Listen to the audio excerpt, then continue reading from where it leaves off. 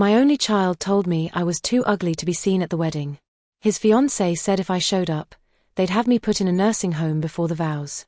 What they didn't know was that I was dying, yes, but I was also hiding a secret worth millions. And on the day they tried to erase me, I let them smile for the camera one last time before I took everything back. Now let me tell you what really happened.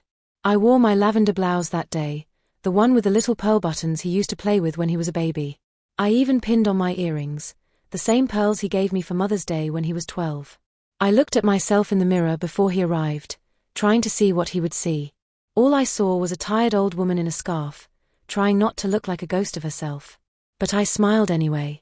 I thought maybe, just maybe, this would be one of those days we'd laugh about later. Maybe I'd say something embarrassing and he'd roll his eyes, and she would smile politely. Maybe they'd let me help fold napkins or taste test the cake frosting. I was still his mother. I thought that meant something. He walked in without knocking. All confidence in cologne. He didn't even glance at the cookies I'd set out or the tea I brewed from the loose leaves he used to beg for when he was little. He just sat down on the edge of my couch like he had somewhere better to be. I was already standing when he said it, but I still felt like I'd been knocked off my feet. I think it's better if you don't come to the wedding. He said it like it was a favor. Like I'd thank him for sparing me the trouble. My hand rested on the teacup I hadn't touched. I asked what he meant, though part of me already knew. It's a very curated event, he said, adjusting his collar. Very modern. Clean aesthetic. Minimalist. We agreed. We want the guest list to reflect that. I laughed, a little confused. You don't want your mother in your wedding photos. He shifted in his seat. It's not about photos. It's about presentation. You've been sick, the scarf, the coughing. It might be uncomfortable for some of the guests. My heart felt like it cracked just slightly. So I'd be a distraction. Mom, he said, and I hated the way it sounded like a formality. You know we love you. She wants a certain look. A certain experience. And he didn't get to finish. She walked in without knocking too. Tall. Thin. Face like a magazine ad. She didn't look at me. She looked around my living room like she smelled something off. So this is the place, she said. Cozy. Very vintage. This is my mother, he said. She nodded without making eye contact. Nice to meet you. I stood there in my own home, feeling like a guest. I'd like to be there, I said gently. I can sit in the back. I don't need attention. I just want to see my child get married. She looked at me then, finally, and when she did, her eyes were cold. We've already finalized the seating chart and the dress code. I'm sure you understand. It's about the vibe. I looked at him, waiting for him to say something. To stop her. But he didn't. She's sick, she went on. I mean, you're sick. It's admirable you're trying, but the whole scarf and pale skin thing, it's going to make people uncomfortable. He added, we can send you the photos. We'll even FaceTime you in for the ceremony. It'll be like you're there. I don't want to FaceTime in, I said quietly. I want to be in the room. She smiled, but it wasn't kind. Maybe we can talk after the honeymoon, about long-term care. Somewhere that's clean. Peaceful. A good place for recovery. She means a nursing home, I said. Don't make this harder than it has to be, he said. I'm trying to be respectful. I looked at him, really looked at him. Same eyes I'd rocked to sleep. Same jawline I used to kiss before school. Where did that boy go? I gave you everything, I whispered. Everything I had. He sighed and stood. And I appreciate that. But you can't keep guilt-tripping me forever. That's when he said it. This is why Dad left you. I felt something inside me go still. He said it like a weapon. Like he'd been waiting years to throw that blow, and it hit exactly where he wanted it to. I didn't respond. I just sat down slowly, hands trembling on my knees. The tea was still warm. Untouched. So were the cookies. She turned toward the door. We'll be in touch. Let us know how your treatments go. He leaned down and kissed the top of my scarf. It felt like someone patting a tombstone. We love you, Mom. We really do. Then they left. Just like that. I didn't cry. I didn't scream. I stood, walked to the window, and watched their car pull away.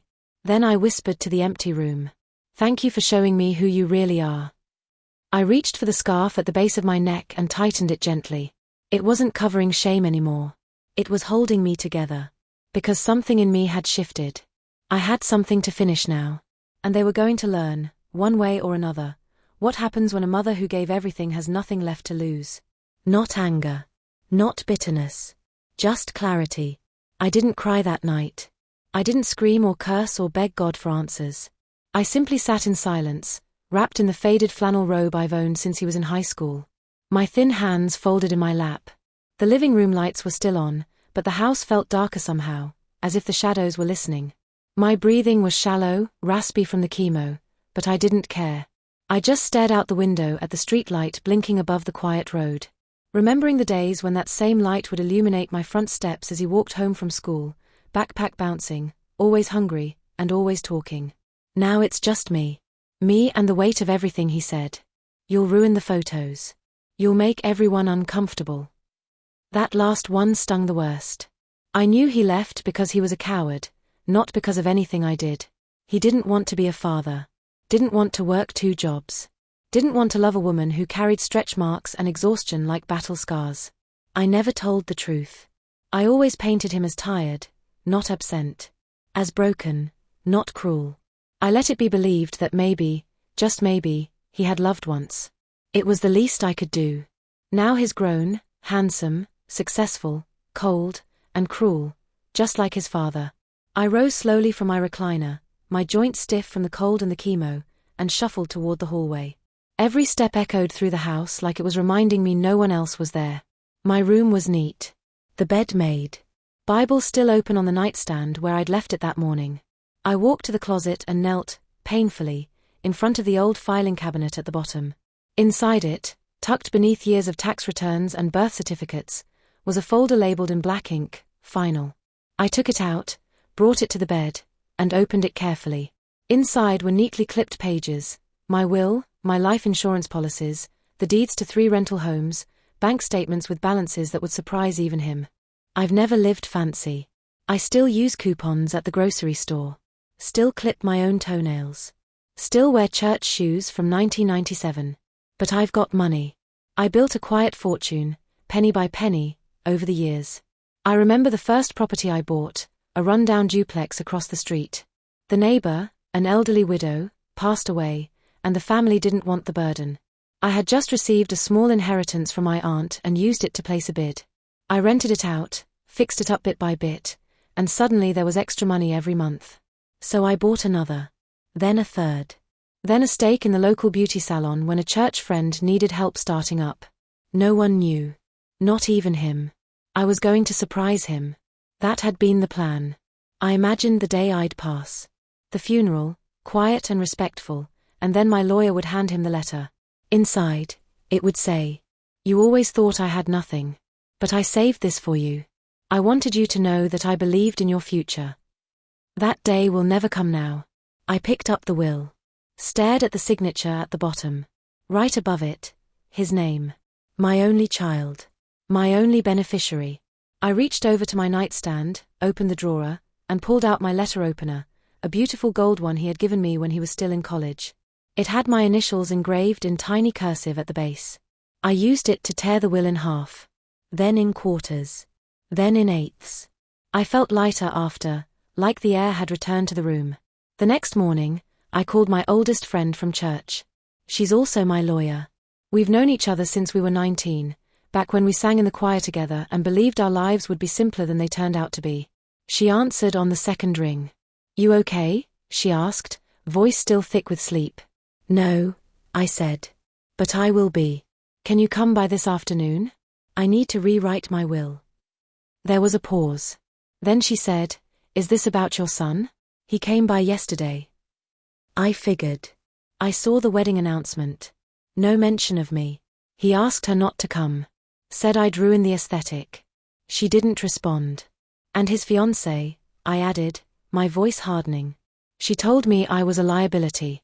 That I should be sent to a home. He just stood there. Silence again. "Bring the new documents," I said. "I already know who I want to leave it to." Are you sure about this? I'm dying, I said. But not today.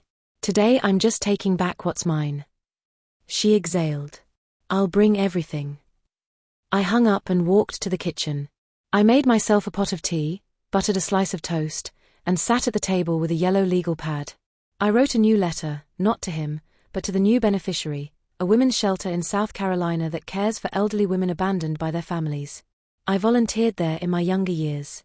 Helped paint the walls. Served food. Even sat and read the Bible with some of the residents when they were too tired to read on their own. They me now. Women no one visits. Women no one remembers. Women people want to put away so they won't ruin the view. I finished my toast and began drafting my final instructions. The house would go to the foundation. The rental homes would be sold and proceeds donated. The salon would remain open under my friend's name. The bank accounts would be transferred within 30 days of my passing. No funeral. No obituary with a photo. Just a final letter printed and signed. I raised you better than this. I loved you more than life, and you threw me away for a woman who never even looked me in the eye. So now you get nothing. I won't bury my money beside someone who buried me while I was still alive. Goodbye. I set the pen down and looked out the window again. The street light was off now. The morning sun pushing past the clouds. A new day. A new will. A new ending. This time, I would be the one writing it. She arrived just after noon, carrying a black briefcase and 2 folders. She didn't knock. She knew better. I hated being treated like a client. We've been friends since we were both young women in pressed choir robes, sneaking snacks during Easter rehearsal. We held each other's secrets. Cried at each other's funerals. Aged together like oak and stone, solid, weathered, and unshakable. When I opened the door, wearing my scarf like a crown and moving slower than usual, she said nothing. She just stepped inside and placed the briefcase on the dining table. I brewed tea, I said. But it's cold now. Doesn't matter, she replied. We've got work to do. I sat down at the table and opened the legal pad where I had started writing instructions the night before. My handwriting was shaky in places, the pen trailing off during moments when my strength failed me, but the message was clear. I slid the paper toward her. She read it carefully. Then she pulled out a clean set of documents, started a new will from scratch, and began writing.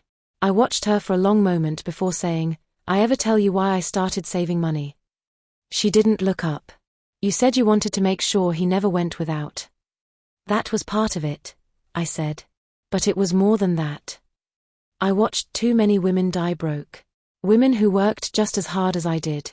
Women who gave their lives to ungrateful husbands. Children. Jobs that paid them dust. I told myself I'd never go out like that. You won't, she said, scribbling something at the bottom of a form. You're going out loud. I smiled. I was going to surprise him. Leave everything, even the letters. I had one written for every birthday until he turned 50, all sitting in a showbox. She paused for a moment. What are you going to do with them now? I'll burn them, I said.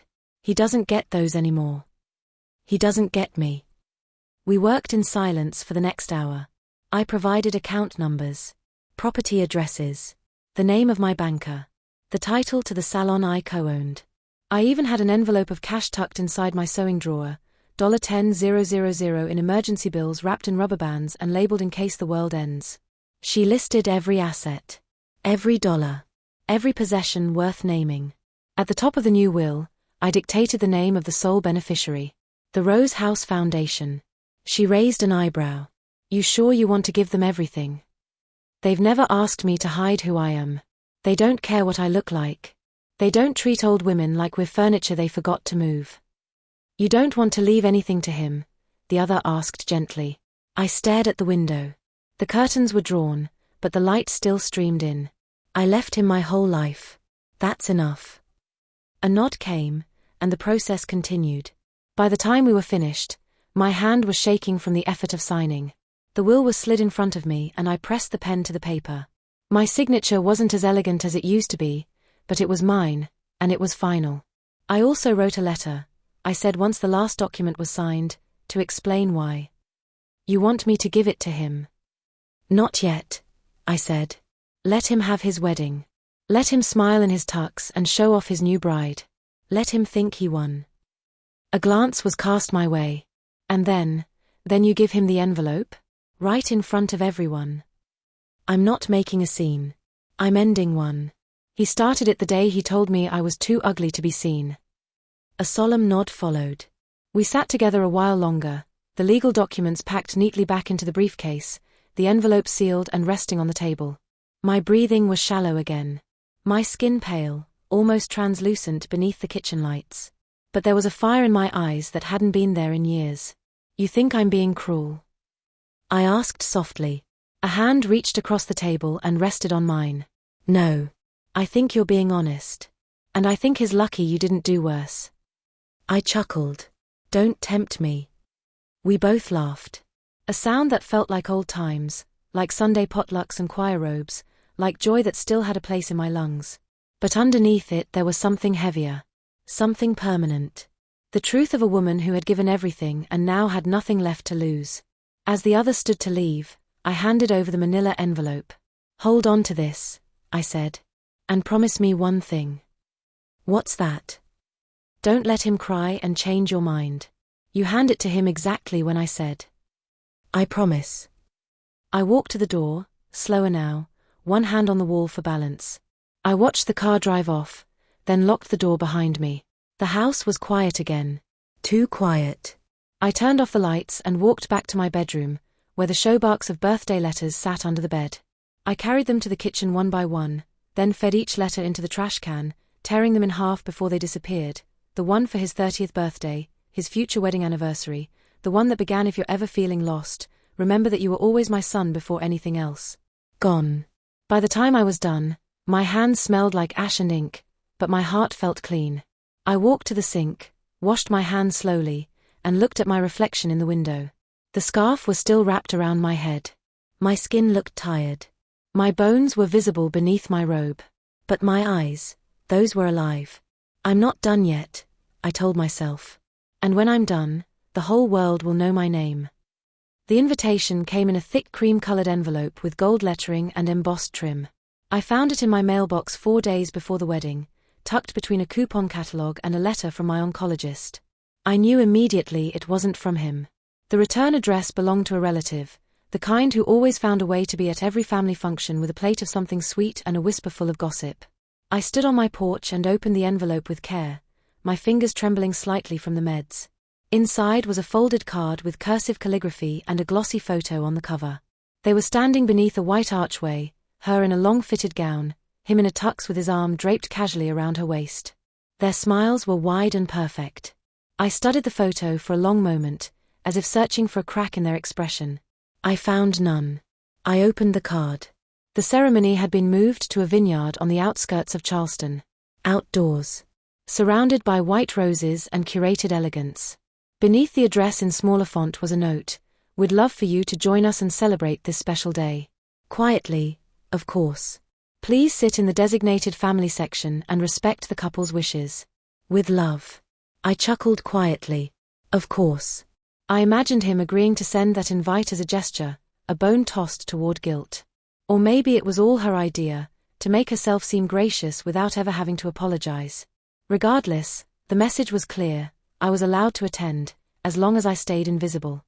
I folded the card carefully and placed it on the kitchen counter. I didn't need to think long. I would go. Not for them. For myself. On the morning of the wedding, I rose before dawn. The house was quiet. The sun hadn't yet crept over the horizon. I bathed slowly, methodically, my hands lingering over my skin like I was memorizing what remained of my strength. I dressed in a soft grey suit, the one I wore to church on Easter Sundays, and wrapped my head in a deep blue scarf lined with silver stitching. I pinned on the brooch my mother had given me at graduation, a small silver dove, worn but still shining. My reflection in the mirror made me pause. My body looked smaller, more fragile than I remembered. But my eyes were still firm. Still me. And today, I had work to do. The other arrived right on time, dressed in a navy pantsuit and low heels. The manila envelope was in the briefcase, sealed and marked with his name. I handed over a small black purse containing a few tissues, a bottle of water, and a second envelope. That one's for her, I said. Give it to her after. Are you sure you're up for this? I nodded. I want to see it just once. I want to see how far he thinks he's come. We rode in silence, the car humming softly as the vineyard approached in the distance. The property was stunning. Rows of green vines stretching into the hills, guests in pastel and champagne-colored dresses milling about beneath white tents and string lights. A small quartet played soft jazz near the front entrance. I sat in the car for a moment, taking it all in. He spared no expense, she muttered. Not with my money, I whispered back. We stepped out together, she helping me keep my balance as we walked to the designated seating. A few guests glanced our way. Polite nods exchanged, but no one recognized me. No one knew the woman in the scarf and soft grey suit was the reason this wedding could even exist. I sat in the third row, quiet just as requested. From my seat I could see the altar, the guests, and the small platform where the couple would take their vows. I took a sip from my water bottle and waited. The ceremony began a few minutes later. He walked down the aisle looking sharp, polished, and proud. She followed, stunning in a fitted gown that sparkled in the sunlight. The crowd sighed in admiration. I didn't. My eyes stayed fixed on him. He didn't look my way. The officiant began the service, offering words about unity, about trust, about honoring the people who helped raise you. I watched him closely. He shifted once at the mention of parents, but he didn't look back. The vows were long. She cried during hers. He smiled, charmed and charismatic as ever. They exchanged rings, kissed gently, and turned to the audience as husband and wife. Applause erupted. Cameras flashed. People rose to their feet. I remained seated. She leaned over. Now? Not yet, I whispered. The couple made their way down the aisle hand in hand, posing for pictures, laughing with friends. She kissed his cheek and he pulled her in with a flourish. I sat still, my hands resting on my lap, my breath slow and shallow. The reception tent opened. Guests began walking toward it. I turned to her and gave a single nod. She stood, removed the envelope from her bag, and walked directly toward the couple as they posed in front of the floral arch. She saw her coming and frowned, confused. He turned, his smile faltering when he recognized her. Congratulations, she said evenly. This is for you from your mother. She handed the envelope to him, then turned and handed the second one to her. Before either could speak, she walked away, returning to my side. Done, she said quietly. I stood slowly, gripping the handle of my cane. From across the field, he opened the envelope. His expression changed almost immediately. Confusion, then disbelief, then panic. He flipped through the pages inside, the new will, the letter, the proof of donation. He looked up. Our eyes met across the vineyard. I didn't wave. I didn't smile. I turned and walked back toward the car. Let him smile for the camera. Let him have this one day, because everything after it would belong to me. He stood frozen, the manila envelope trembling in his hands. Around him, guests continued clapping, laughing, toasting. A photographer adjusted his lens for another round of shots. But he didn't move. His face had gone pale beneath his warm brown skin. The veins in his temple pulsed. His lips were slightly parted, as if the words on the page had punched the air from his lungs. She looked over his shoulder, impatient. What is it? Why is she here again? What is this? She snatched the second envelope and tore it open. Inside was a single handwritten note, penned in my own script on ivory stationery. It read, I won't make this about insults. I won't relive the moment you looked me in the eye and threatened to put me away like yesterday's trash. But I will tell you this, if you're marrying him for what you think you're getting, I suggest you find a new dress and a new life. He has nothing now. He earned it. Me. Her jaw dropped. What the hell does that mean? He didn't answer. He flipped through the legal documents enclosed. Pages of neatly formatted text, signed and stamped. The will was clear. Every asset I owned, my properties, my accounts, my shares in the beauty salon, had been left to the Rose House Foundation. Nothing for him. Not a dime. No trust fund, no home, not even the pearls he gave me as a child. The final page was a personal letter. Asterisk asterisk, you were born from love. You were raised with sacrifice. I scrubbed hospital floors so you could have a future. I wore shoes until the soles peeled off. I said no to things I needed so you could say yes to everything you wanted. And when I got sick, I still wanted to leave you everything, even though you hadn't called in weeks, even though you never once went with me to treatment. Then you opened your mouth and told me I was too ugly to be seen at your wedding. And that's when I realized, I didn't fail as a mother. You failed as a son. So now, I leave you nothing but your name. I hope you build something with it. Goodbye. He read it once. Then again. Each time, his hands shook more violently. The smile he had worn like a polished mask cracked in two. A murmur spread through the guests. The pianist stopped playing. Someone asked what was happening. She turned to him, panic rising in her voice. Is this real? Tell me this isn't real. This is a joke, right? He looked at her, his face ashen. She left me nothing. She stared at him like he had just told her he was bankrupt. Her mouth opened, then closed, then opened again. She gave away everything. You told me she was dying. You said she is dying. Exactly, he snapped. So what were you waiting for? The hug? You let her take everything because you couldn't fake respect for 3 hours. He didn't answer. Her eyes darted across the venue. People were watching now. Too many of them. Phones were out. Whispers were turning into pointed fingers. She took a step back from him. I'm not marrying a broke man who can't even control his own mother. The words hit harder than any slap. He tried to grab her hand. Please. This doesn't change us. We can still. She yanked her hand away. You embarrassed me. You let her humiliate me. I didn't know she was sitting right there, she snapped, pointing toward the third row. You let her come to the wedding. The guests fell into full silence. The reception tent went still. He turned slowly toward the spot where I had been seated. I was gone. All that remained was a folded scarf on the chair. Blue, with silver threading. Gently placed. Deliberately left. She turned on her heel and stormed off. Bouquet forgotten on the grass. Her bridesmaids scurried after her, heels clicking, whispers trailing like smoke. He stood alone in front of the floral arch where they had just said their vows. The photographer quietly lowered his camera. One of the guests, a distant cousin who had known me from way back, stepped forward and placed a hand on his shoulder. Son, the man said softly, that woman walked through hell to raise you. You should have let her sit in the front row. He couldn't speak. He just stood there, the envelope in one hand, his wedding unraveling in the other. She stood in the distance watching. I had already driven home, sat by my window sipping tea. I didn't need to see it to know it happened. I didn't need to hear it to feel it. I had waited for this moment. Then it came, quiet, precise, clean. I looked out at the streetlight turning on across the road and whispered to myself, this is for every mother who was told she wasn't enough. And this time, the tears that slipped down my cheek weren't from sadness. They were from peace. The funny thing about beating cancer is that nobody ever expects you to win quietly. They expect the triumphant speech, the survivor photo, the glossy smile with the doctor in the hallway. But when I got the call from my oncologist, when she told me the treatment had worked, that the scans were clear, I didn't cry. I didn't even smile. I just looked out the window, folded the news inside me like a note only I needed to read, and said, good. Because I had already made peace with dying. But now I had something better.